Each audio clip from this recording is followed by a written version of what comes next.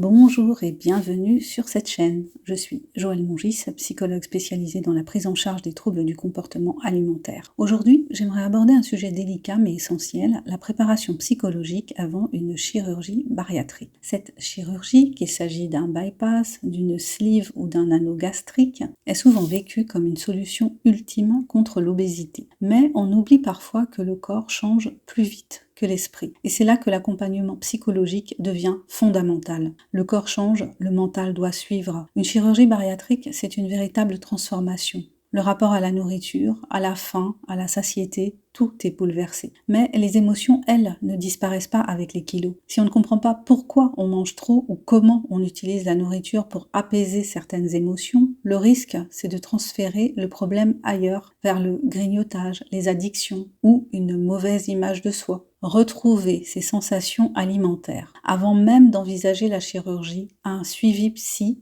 aide à se reconnecter à son corps. Apprendre à connaître la vraie faim, la satiété, la fatigue déguisée en envie de sucre, c'est un apprentissage souvent oublié, mais fondamental pour que la perte de poids soit durable. Parce que manger en conscience, c'est aussi reprendre confiance en soi. Travailler la relation émotion-alimentation. Beaucoup de personnes en surpoids mangent pour gérer leurs émotions. Le stress, la solitude, la peur, la colère, l'ennui. La nourriture devient alors une sorte de pansement. Le rôle du psychologue, c'est d'aider à identifier ces déclencheurs émotionnels, à mettre des mots là où jusque-là on mettait de la nourriture. Et petit à petit, on apprend à se nourrir autrement. Pas seulement de calories, mais aussi de douceur, de repos, de lien social. Préparer le changement d'image de soi. La chirurgie transforme le corps, parfois très vite, mais le regard des autres ou le regard qu'on porte sur soi demande plus de temps. Certaines personnes se sentent étrangères à leur nouveau corps. D'autres ont du mal à se reconnaître dans le miroir. Le travail psychologique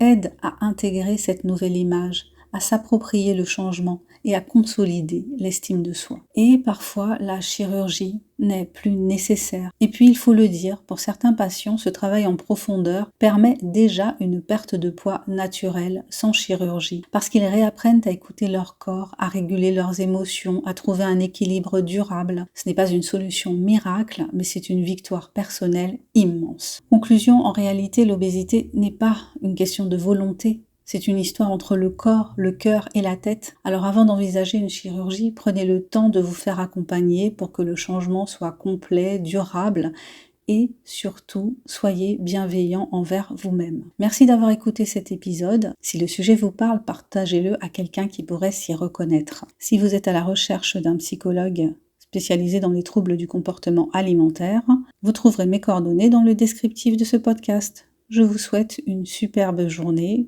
Prenez soin de vous. À bientôt.